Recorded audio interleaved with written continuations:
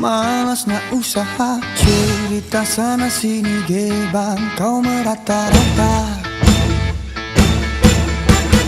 Pantang depan mata, ada saja cerita. Tipu belit kawan, memacam ular sawah. Bila dah tahu kau lari berbatu macam kau nampak hantu. Cerita zaman dulu, Pak Gadok gadai tanah. Dia laga ayam, bukan kepunyaannya. Cerita zaman sekarang, kau yang guna duit orang. Apabila pecah tembelang, lari lintang kukang. Kau tak mampu bayar seku. Pang-pang ala gazal, tepuk amai-amai, belalang kupu-kupu. Bayar duit aku yang semua kau sapu. Kambing biri-biri alah sudah datang dari Jawa. Mana kau nak lari, bawa duit tu ke mana? Buai laju-laju, buai sampailah pokok sana. Duitku beribu, semua entah ke mana. Memang lepas orang tikam di tapak kakinya. Dan memang kau salah, ku tak mau kau pun tak apa. Lampung giseng semati lo.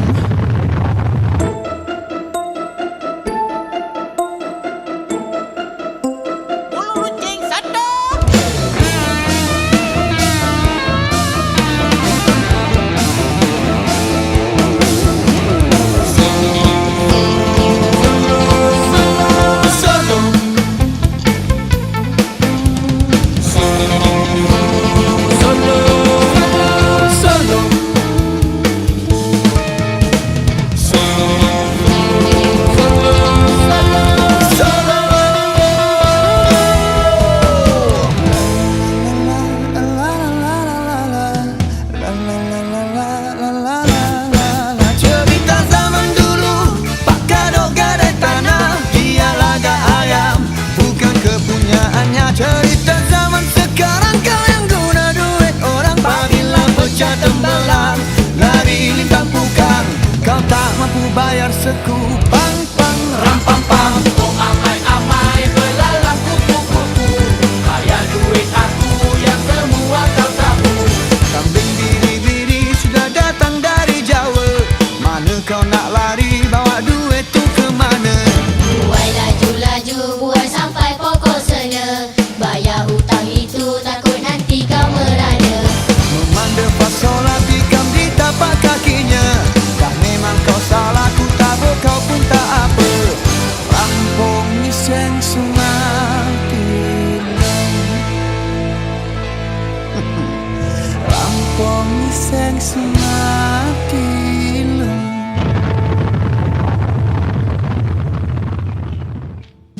Hai!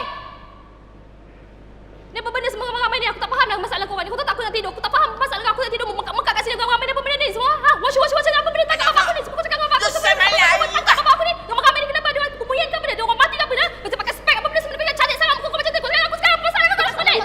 Nak sangat ke buat kerja ni?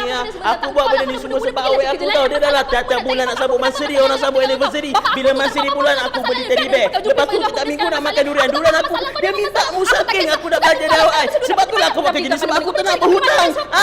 Kalau aku nak berhutang banyak benda lagi nak fikir lah. Aku nak kena bayar kereta setiap bulan. Kau pinjam bapak aku.